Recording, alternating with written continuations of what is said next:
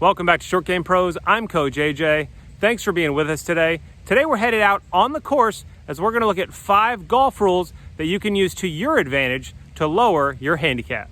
Here we are, number 16 South, one of the most beautiful tee shots in all of the low country, and we're going to talk about the teeing area.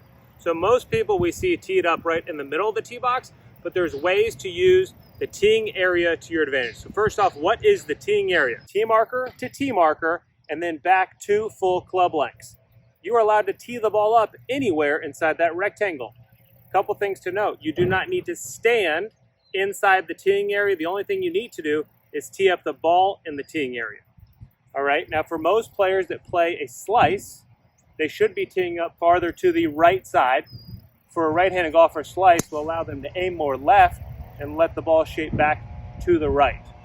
For a player playing a hook, it's good for them to tee up over on the left side of the teeing area so they can aim right and let the ball work back into the fairway. But with the driver is not the only time to pay attention to the side, as we also have things like uneven tee boxes. Not many here at Moss Creek, but it is something we encounter at other golf courses. So make sure to look in that entire rectangle to find the most even lie. Another place to take example of is a par 3.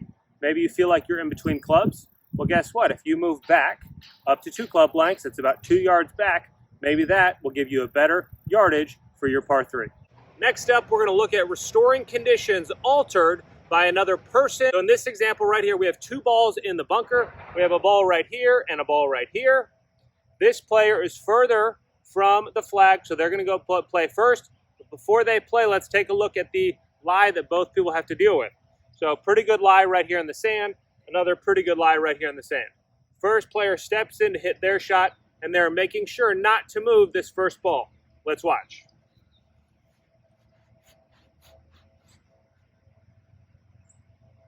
So they play their shot, and then the second person comes in to play their shot. And even though the ball has not moved, what do we notice? That their footprint behind the ball has moved the sand and affected where they're going to be playing. So what we are allowed to do is we're allowed to mark this ball, smooth this area over, return it to the lie and the intended swing area that the person was entitled to before the other player moved it around, and then they can play their shot.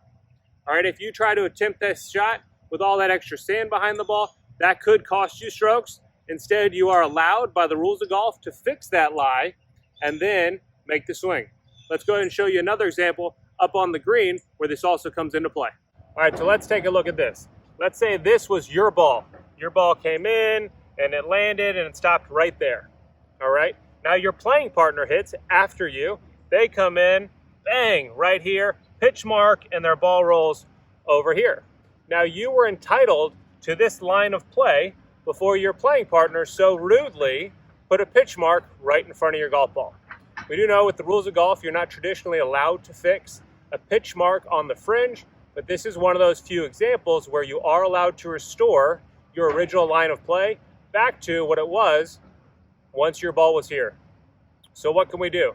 If we don't know this rule, you might have to force yourself to chip it or pitch it over this, or maybe you even attempt to putt it around it. You might hit it. These things could affect your score.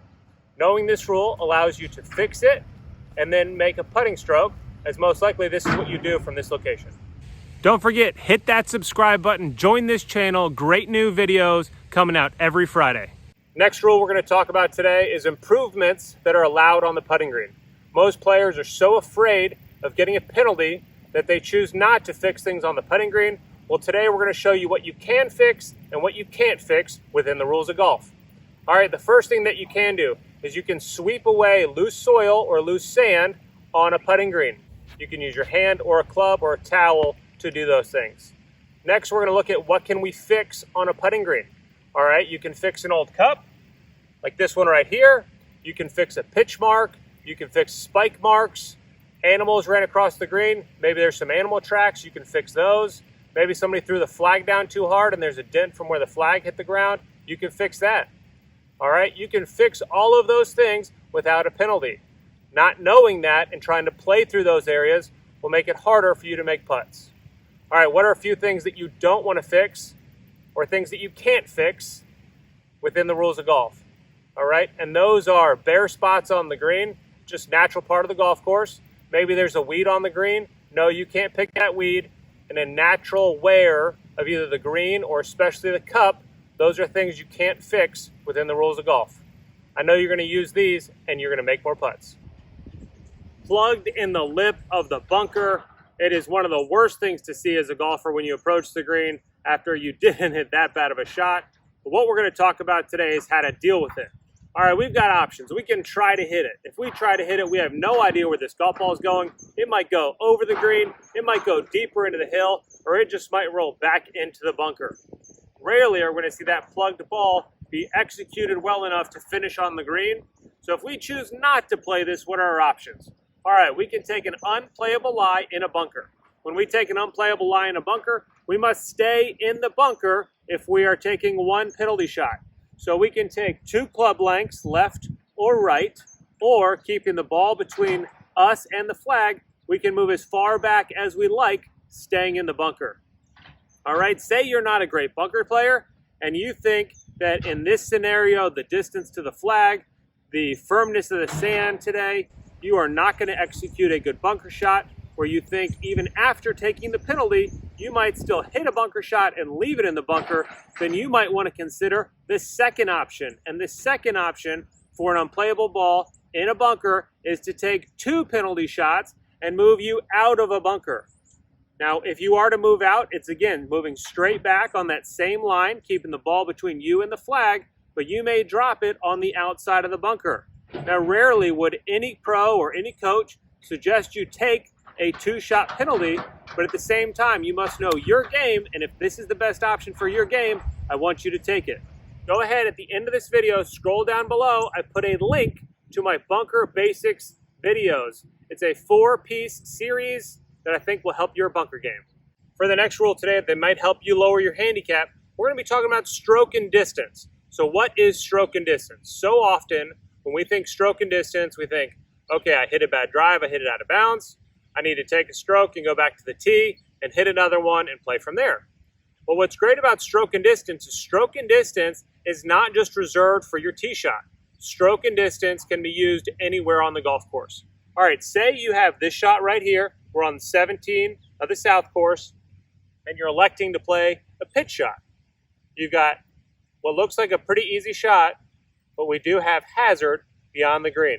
Let's say you step in and you blade this across the green.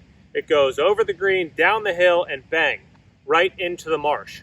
What are our options?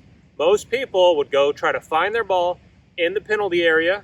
They would then take relief from the penalty area, and then they would be challenged with a very difficult up and down off the back of the screen. Instead of that, we do have an option to drop another ball right here and try the shot again. Granted, stroke and distance, it is a penalty to bring it back here, but that may save you shots so you can lower your handicap instead of searching for your ball over there and then playing a harder shot from the other side of the green. Simply by knowing those rules, you will be able to make better decisions on the golf course and lower your handicap. Thanks for watching. I hope you enjoyed this video. If you have any other questions on these rulings or other rulings, list those in the comments below. If you enjoyed the video, I'd love to see you click that like button and don't forget to subscribe. We've got great new content coming out every Friday night.